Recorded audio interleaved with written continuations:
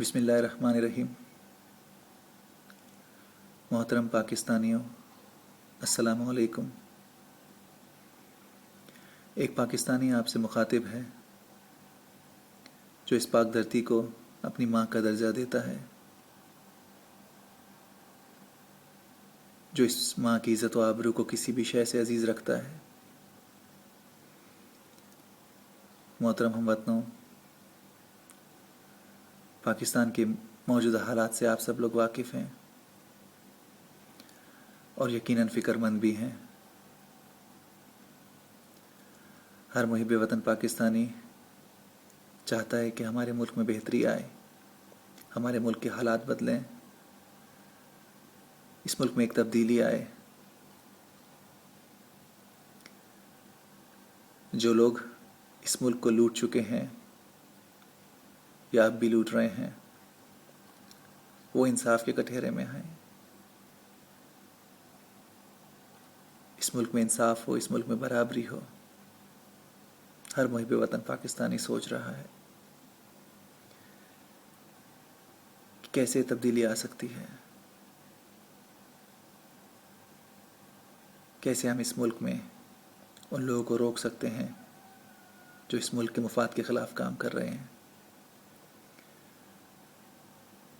मोहतरम पाकिस्तानियों,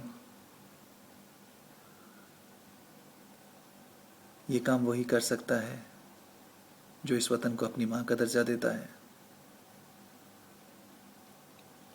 अगर आपको इस वतन का दर्द है,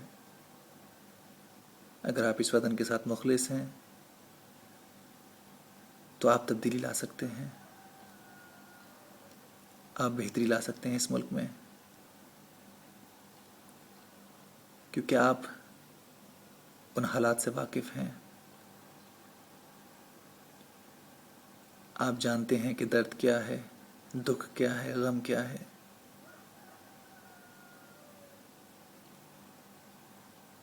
मोहतरम पाकिस्तानियों, आज तक ये आवाम इस्तेमाल होती आई है।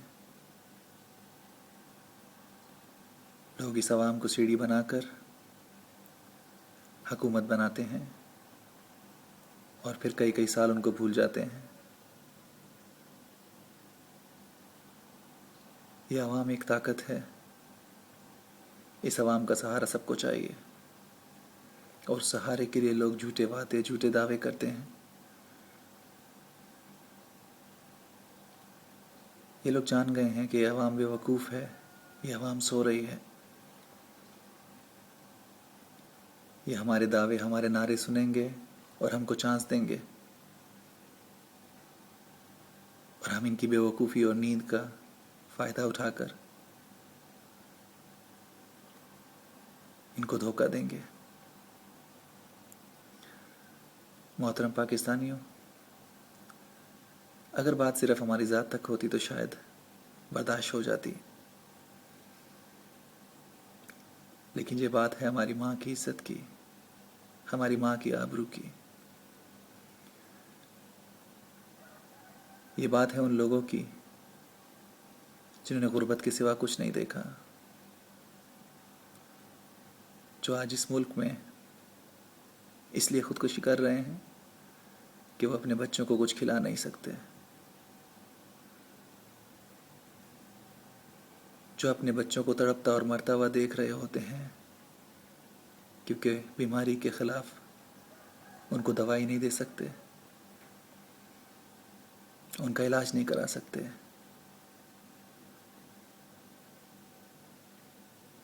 जो मजदूरी करके बमुश्किल 1 या 2 वक्त की रोटी अपने बच्चों को, अपनी फैमिली को देते हैं, और तालीम के बारे में तो सोच भी नहीं सकते।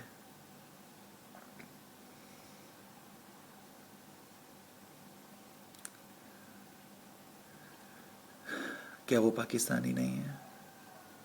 क्या वो हमारे भाई नहीं हैं, हमारी बहनें नहीं हैं?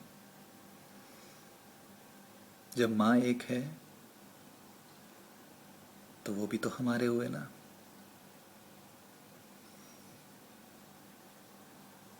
आज हम एक दूसरे के बारे में नहीं सोचेंगे तो कौन सोचेगा? अब वक्त आ गया है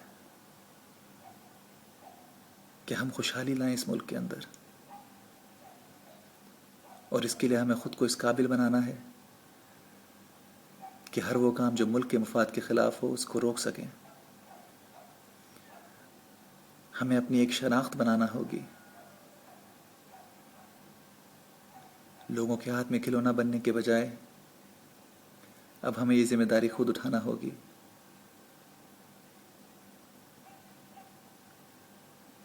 مخالفت کا اس وقت تک کوئی فائدہ نہیں ہوتا جب تک اس کا سلوشن پاس نہ ہو. اگر ہمیں نظر آ رہا ہے کہ بہت برائی ہے تو اس برائی کا سلوشن بھی ہمیں تلاش کرنا ہے. زبانی مخالفت سے کچھ نہیں بنے گا. ہمیں آگے آنا ہوگا.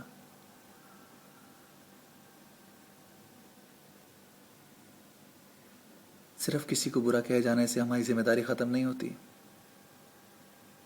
برائی کرنا بہت آسان کام ہے، لیکن برائی کو ختم کرنا بہت مشکل. کیا ہم ساری زندگی برائی کرنے والا بننا چاہتے ہیں، یا ہم برائی ختم کریں گے؟ آج ہمیں ایک فیصلہ کرنا ہوگا کہ ہمیں اپنی زندگی کو بنا مقصد کے گزارنا ہے، یا ایک مقصد کے لیے زندگی کو وقف کر دینا ہے. پیدا تو سبھی ہوتے ہیں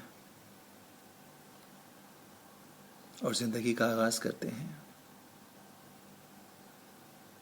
ایک ہی طرح کی زندگی گزارتے ہیں زیادہ تر لوگ. تھوڑے سے بڑے ہوتے ہیں تو ماں باپ ان کو اسکول بھیجتے ہیں. تعلیم ختم ہوتی ہے تو پھر روزگار، کوئی جاب کرتا ہے، کوئی کاروبار کرتا ہے، کوئی مزدوری کرتا ہے. شادیاں ہوتی ہیں، بچے ہوتے ہیں، بچوں کی فکر ہوتی ہے، بچوں کی فیوچر ہوتا ہے، اور اسی طرح بڑھاپا آ جاتا ہے. اور کچھ عرصہ بڑھاپے میں گزارنے کے بعد اس دنیا سے رخصت ہو جاتے ہیں. زیادہ تر لوگ اسی قسم کی زندگی گزار رہے ہیں. یہ ایک نارمل زندگی ہے.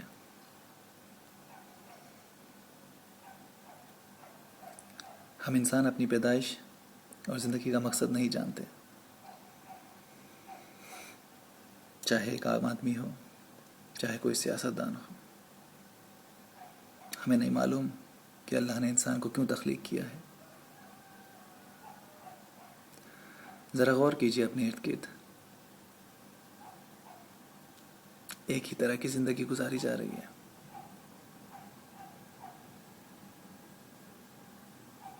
کوئی خاص فرق نظر نہیں آتا.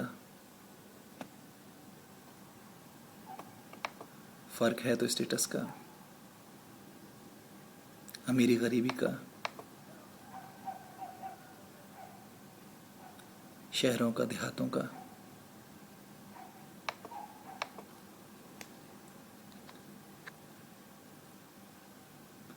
جس دن ہم اپنی پیدائش اور تخلیق کا مطلب سمجھ گئے، ہم کو راستہ بھی ملے گا اور منزل بھی.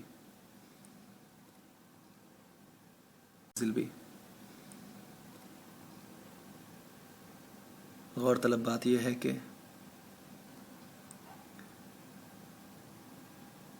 جو لوگ جاب کرتے ہیں وہ اپنے باسز کو خوش کرنے کی ہر ممکن کوشش کرتے ہیں. اپنے آپ کو اچھے سے اچھے طریقے سے پیش کرتے ہیں. ڈسپلنڈ، پنکچوئل، ہارڈ ورکنگ، بہتر سے بہتر پریزنٹیشن ہوتی ہے.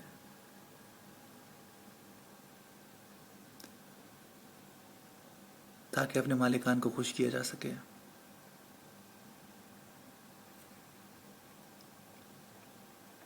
ایک لالچ بھی ہوتی ہے اور ایک خوف بھی ہوتا ہے. خوف یہ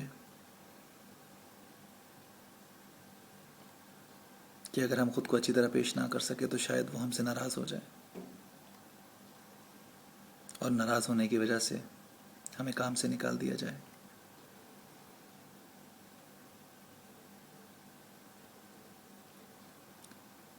اور ایک گھر کی مثال لیجئے، اولاد اپنے باپ سے کتنا ڈرتی ہے، پورا دن جیسا گزارے، لیکن جب باپ گھر آتا ہے تو سب لوگ بہترین طریقے سے باپ کے سامنے آتے ہیں، اچھے بچے بن کر، فرما بردار بن کر، آپس میں لڑ بھی نہیں رہے ہوتے، اچھے طریقے سے بات کرتے ہیں، کیونکہ ان کو باپ کا خوف ہوتا ہے کہ اگر باپ کو غصہ آ گیا تو شامت آ جائے گی. اور بیوی جو ہے وہ شوہر کے گھر آنے سے پہلے گھر کو اچھی طرح صاف رکھے، بچوں کا خیال رکھے، کھانا اچھا سا پکا کے کہ شوہر گھر آئے تو خوش ہو جائے. اور خوف بھی ہوتا ہے کہ اگر اچھی طریقے سے نہیں کرے گی تو شوہر کو غصہ آ جائے گا. اسکول، کالجز، یونیورسٹیز میں شاگردوں کو استاد کا خوف ہوتا ہے،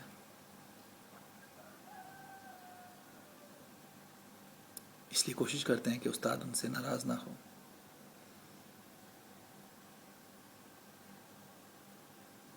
اس کے برعکس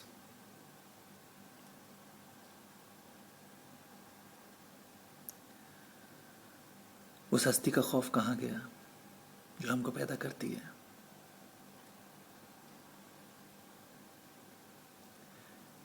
ایک دوسرے کے خوف کی وجہ سے ایک دوسرے کو خوش رکھنے اور شکایت کا موقع نہ دینے کی کوشش کی جاتی ہے. خوف، محبت، لحاظ، ذمہ داری یا کسی بھی اور وجہ سے ہم دنیا کے ریلیشنز کو اچھے سے نبھاتے ہیں، لیکن جو سب سے بڑا ریلیشن ہے بندے کا اپنے خدا سے، تخلیق کا اپنے خالق سے، اس کی کوئی پرواہ نہیں، اس کا کوئی خوف نہیں، یہ جانتے ہوئے بھی کہ زندگی بھی اسی کی دین ہے. ہر ریلیشن، رزق، دولت اور ہر نعمت، ہر شے اسی خدا کی دین ہے. اور ان سب کے بعد وہی ہمیں موت بھی دیتا ہے، اور موت کے بعد واپس اسی خدا کی طرف لوٹنا ہے.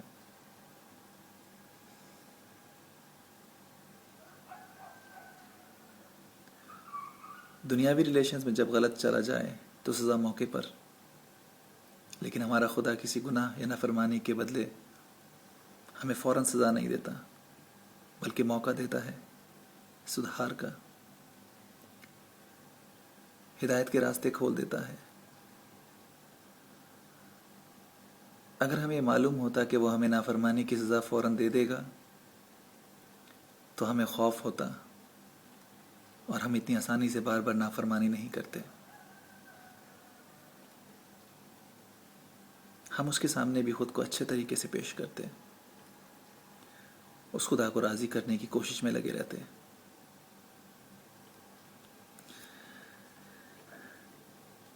کبھی سوچا ہے کہ کیوں ہمیں اسی وقت سزا نہیں دیتا؟ وہ کیوں ہمیں مہلت دیتا ہے؟ ایسی کیا مصلحت ہے؟ وہ مصلحت ہے مقصد، انسان کو بنانے کا مقصد. اللہ نے انسان ایک ایسی مخلوق تخلیق کی جو انتخاب کر سکے، اچھائی اور برائی میں، بدی اور نیکی میں، حق اور باطل میں فرق کر سکے. اللہ نے انسان کو تخلیق کر کے اس کو دونوں راستے دکھا دیے، اچھائی کا بھی برائی کا بھی. بتا دیا کہ یہاں جاؤ گے تو عذاب ہوگا، یہاں جاؤ گے تو کرم ہوگا. پھر جب انسان بھولنا شروع ہوتا ہے اور شیطان کی باتوں میں آ جاتا ہے تو وہ ہدایت بھیجتا، انسانوں میں سے ہی پیغمبر بھیجتا جو انسان کو پھر سے حق اور باطل کا فرق سمجھاتے ہیں۔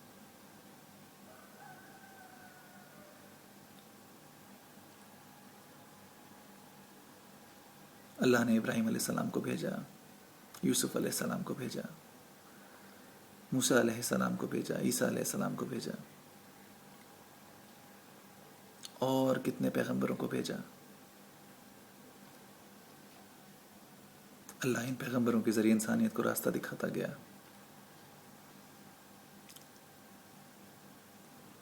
اور پھر اس وقت جب انسانیت ایک بدترین حالت میں تھی، آخری نبی محمد صلی اللہ علیہ وآلہ وسلم کے ذریعے ہدایت بھیجی۔ محمد صلی اللہ علیہ وسلم نے انسانیت کو آسان اور بہترین راستہ بتایا جس پہ چل کر انسان منزل تک بآسانی پہنچ سکتا ہے۔ اللہ چاہتا تو انسان کو پابند کر دیتا صرف اور صرف حق کا انتخاب کرنے کا، لیکن اس نے ایسا نہیں کیا، بلکہ ایک طریقہ رکھا۔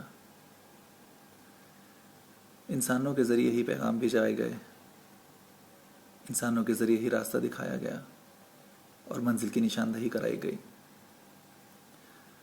سب اس لیے کہ انسان اپنی تخلیق کے مقصد کو پہچان سکے اور حق کے راستے پر چلتے ہوئے اپنے خالق کو راضی کر لے اور اس تک پہنچ سکے۔ مختصر یہ کہ انسان کی تخلیق کا اصل مقصد خود سے فیصلہ کرتے ہوئے حق راستے کا انتخاب کر کے اللہ کو راضی کرنا ہے، اللہ کو راضی کرنا ہے۔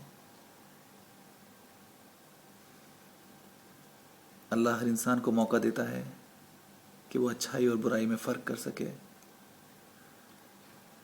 اور اپنے لیے راستے کا انتخاب کر سکے۔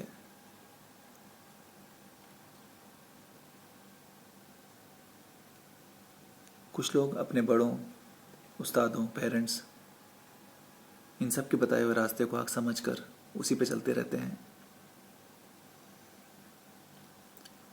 اور کچھ لوگ پہچاننے کی کوشش کرتے ہیں کیا جس راستے پر ان کو چلایا جا رہا ہے وہ واقعی حق کا راستہ ہے یا گمراہ ہو رہے ہیں۔ جو جتنی جستجو کرتا ہے اللہ اس کو اتنی ہی سمجھ عطا کرتا ہے۔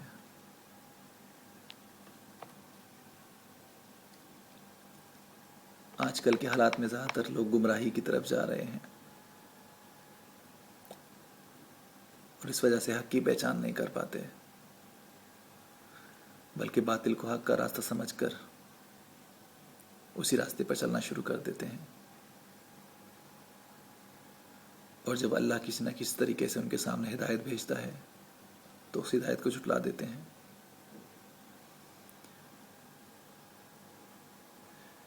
کیونکہ وہ کسی شخصی محبت میں اتنے انوالو ہو چکے ہوتے ہیں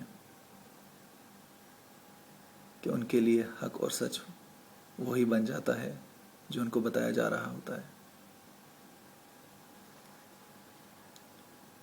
ان سب باتوں کے باوجود اللہ ان کو اس انتخاب کی سزا نہیں دیتا، بلکہ ہدایت کے موقع جاری رکھتا ہے۔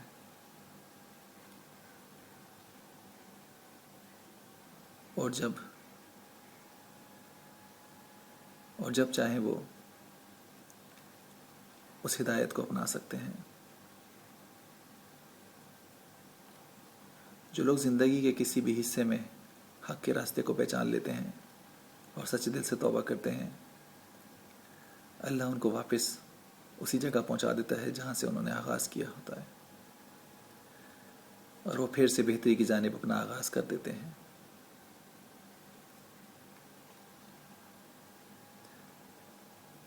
اللہ کی اس رحمت کا ہم کیا جواب دے رہے ہیں؟ ہم کس طرح خدا کے سامنے خود کو پریزنٹ کر رہے ہیں؟ ہم اپنے باس سے تو ڈرتے ہیں لیکن اللہ سے نہیں ڈرتے، معاذ اللہ۔ باپ سے ڈرتے ہیں لیکن اللہ سے نہیں ڈرتے، معاذ اللہ۔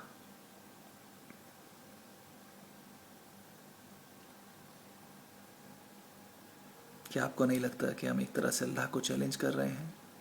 معاذ اللہ۔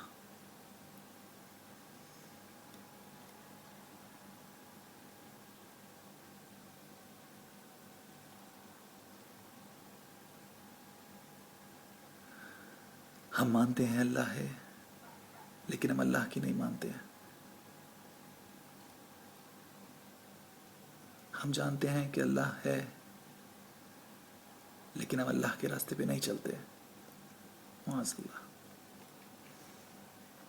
ہم جانتے ہیں کہ ہم محمد مصطفیٰ صلی اللہ تعالیٰ علیہ وسلم کے امتی ہیں، لیکن ان کے بتائے ہوئے راستے پہ نہیں چلتے. کیا ہوگا اس سب سے؟ اور پھر ایک دن ہماری زندگی کا خاتمہ ہونا حقیقت ہے،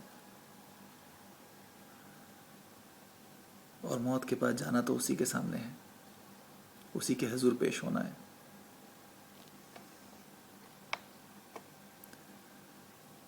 کیا ہم اس قابل ہیں کہ اس کا سامنا کر سکیں اور اس کے انصاف اور عذاب کو سہ سکیں؟ کیا جس باطل کو فالو کر رہے ہیں وہ کسی بھی طرح ہمیں اللہ کے انصاف سے بچا سکے گا؟ کیا جن لوگوں کے پیچھے ہم بھاگ رہے ہیں، اندھے ہو کر چل رہے ہیں، وہ حساب کے دن ہماری کوئی مدد کر سکیں گے؟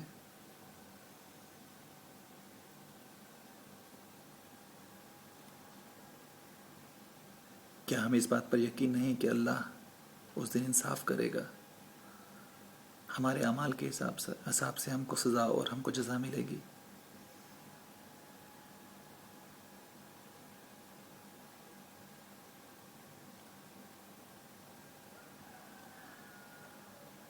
آج بآسانی اپنی غلطیوں کا ذمہ دار ہم قیادت کو ٹھہرا دیتے ہیں، قیادت پہ ڈال دیتے ہیں.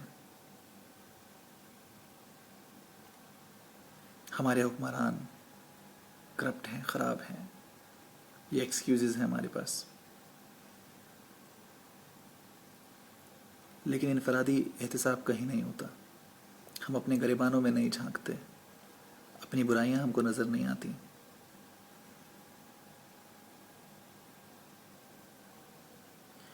اتنے خرد غرض ہو چکے ہیں کہ اپنے سوا کوئی نظر نہیں آتا. کیا انسان اس لیے بنایا گیا ہے کہ کسی دوسرے کا بچہ بھوک سے مر رہا ہے اور ہم اپنے بچے کو 10 بچوں کے برابر اتنے پیسوں کا کھانا کھلا رہے ہیں کہ جن سے 10 بچوں کو کھانا کھلایا جا سکتا ہے؟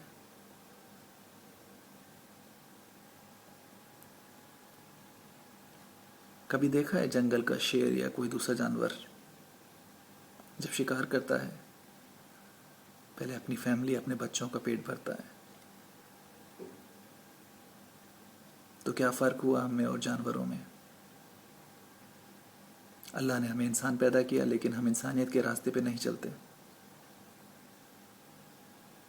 ہر طرف ایک دوڑ ہے، خود غرضی ہے، ایک دوسرے سے آگے نکلنے کی دوڑ، ایک دوسرے کو نیچا ثابت کرنے کی دوڑ، ایک دوسرے پہ فیصلہ صادر کرتے ہیں کون بہتر ہے، کون غلط ہے. اپنے مسلک کو بہتر اور دوسرے کو برا کہتے ہیں. یہ بھول کر کے اس طرح ہم اسلام میں تفریق ڈال رہے ہیں.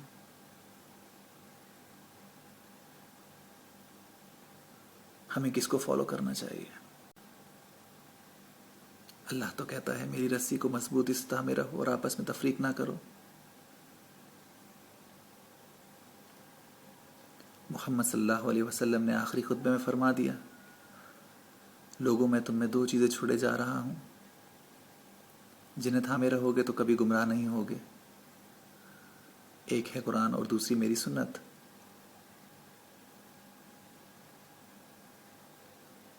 حضور پاک محمد مصطفیٰ صلی اللہ علیہ وآلہ وسلم نے بتا دیا کہ بہتری کہاں ہے، کس طرح ہم فلاح پا سکتے ہیں، کس طرح ہم اللہ کو راضی کر سکتے ہیں.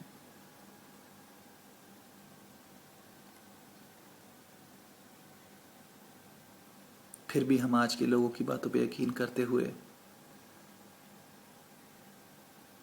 مختلف راستوں کی جانب گامزن ہیں.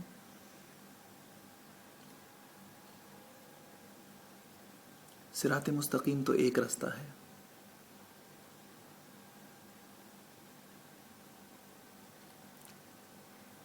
ایک ہی راستہ ہمیں اللہ کی طرف لے کے جاتا ہے. تو پھر اتنے راستے کیوں؟ جب ہمیں پتہ ہے کہ محمد صلی اللہ علیہ وآلہ وسلم کا بتایا ہوا راستہ ہم کو اللہ تک لے جائے گا، تو ہم کیوں مختلف راستوں کی جانب چل رہے ہیں؟ ہم کیوں شارٹ کٹس کے پیچھے جا رہے ہیں؟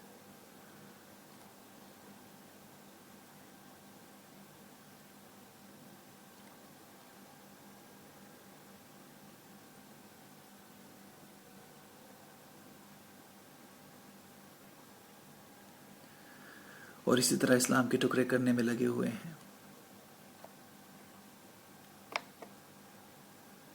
صرف اپنی جماعت کو بہتر ثابت کرنے میں،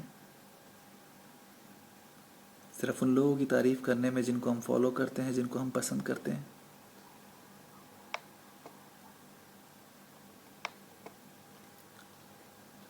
اور وہ تعلیمات بھول چکے ہیں جو ہمیں حضور محمد مصطفیٰ صلی اللہ تعالیٰ علیہ وسلم نے بتائی۔ رسول نے فرمایا صلی اللہ تعالیٰ علیہ وسلم، کسی عربی کو اجمی پر، گورے کو کالے پر کوئی بہتری نہیں، کوئی برتری نہیں، اگر برتری ہے تو صرف اعمال کے حساب سے۔ اور کون فیصلہ کرے گا کہ کس کے اعمال بہتر ہیں یا ضائع ہو رہے ہیں؟ کیا یہ اختیار صرف اللہ کے پاس نہیں؟ اور تو اور مذہبی فرقہ واریت کے ساتھ ساتھ لسانی تفریق میں بھی پڑے ہوئے ہیں۔ قائد نے اور بزرگوں نے ایک پاکستان کے لیے جدوجہد کی اور ہمیں پاکستان کا تحفہ دیا، لیکن ہم نے خود کو پنجابی، سندھی، پٹھان، بلوچی، اردو اسپیکنگ، سرائیکی، ہزارہ، کشمیری ان ناموں میں بانٹ دیا۔ پاکستان سے زیادہ پاکستان کی پولیٹیکل پارٹیز سے وفاداری نبھاتے ہیں۔ پاکستان کے جھنڈے کے بجائے پارٹیز کے جھنڈے کو اٹھا کر فخر محسوس کرتے ہیں۔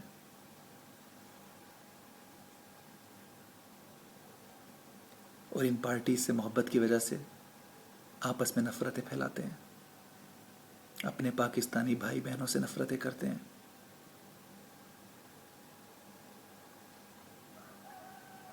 پاکستان کے مفاد کے بجائے اپنی پسند ناپسند کو عزیز رکھا جاتا ہے۔ شخصی پسند ناپسند میں حقیقت کو جاننے کی کوشش ہی نہیں کرتے،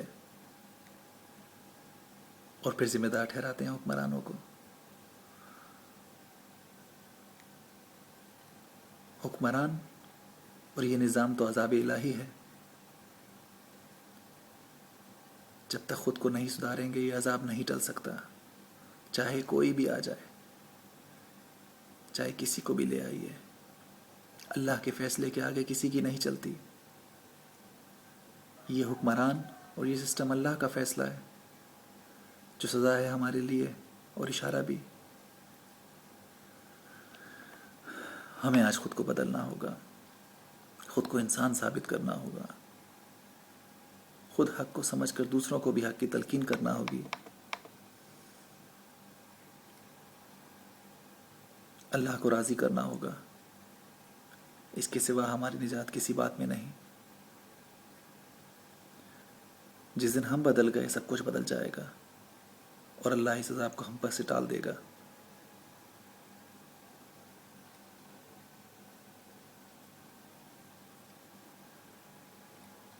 اگر کوئی کام یا کوئی جدوجہد کسی شخصیت کے لیے ہوگی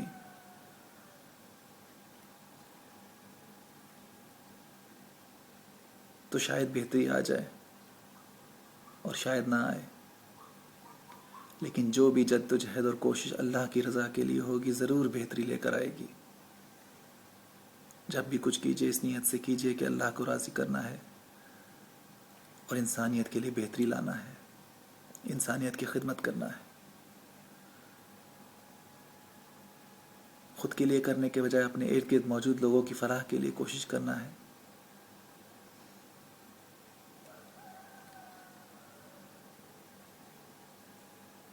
ہمارے اس طریقے سے ہمارے اندر کی خودی اور انا خود بخود مر جائے گی اور عاجزی و انکساری جگہ لے لے گی۔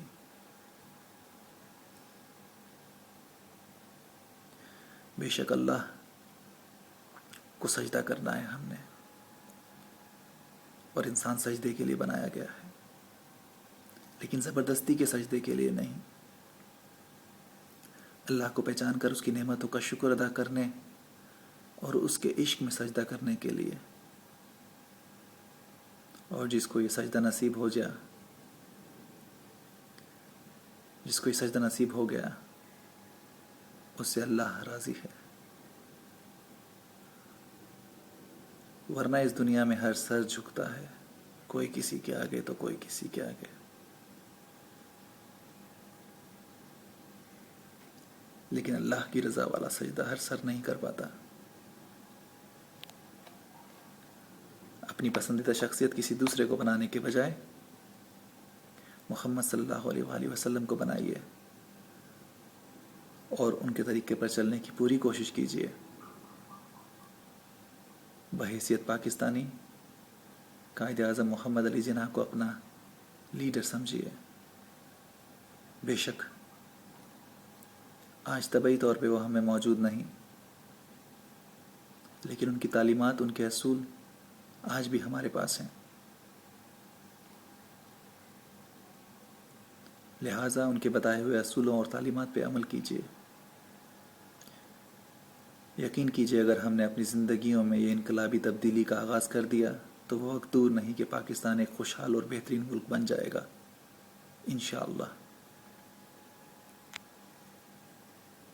ہم انفرادی اور اجتماعی اس جہد کا معذرت چاہتا ہوں، ہم انفرادی اور اجتماعی اس جد و جہد کا آغاز کر چکے ہیں، جس کا مقصد اللہ کی رضا ہے، اور اس کا نام ہوگا پاکستان کی خوشحالی۔ یقین رکھیے، اور یہ ہمیں اپنے لیے، اپنے لوگوں کے لیے، اپنی اولادوں کے لیے اور آنے والی نسلوں کے لیے کرنا ہوگا۔ ہر جد و جہد اور تبدیلی خود سے سٹارٹ ہوتی ہے۔ کسی بھی طرح کچھ نہ کچھ اپنے اندر بہتری لائیے، اپنے ارد گرد بہتری لائیے، اللہ کو راضی کرنے کا ارادہ کر لیجئے، کیونکہ اسی میں ہماری انفرادی اور اجتماعی نجات ہے۔ جتنا ہو سکے اس مقصد پر کام کیجیے اور حق کے پیغام کو اپنے ارد گرد جہاں تک آپ کی پہنچ ہے پھیلاتے رہیے۔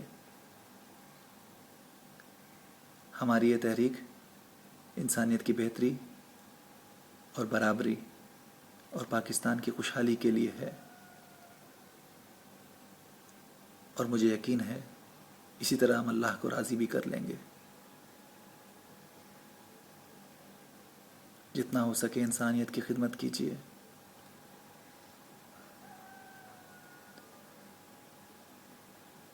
اللہ ہماری مدد فرمائے گا۔ پاکستان زندہ باد۔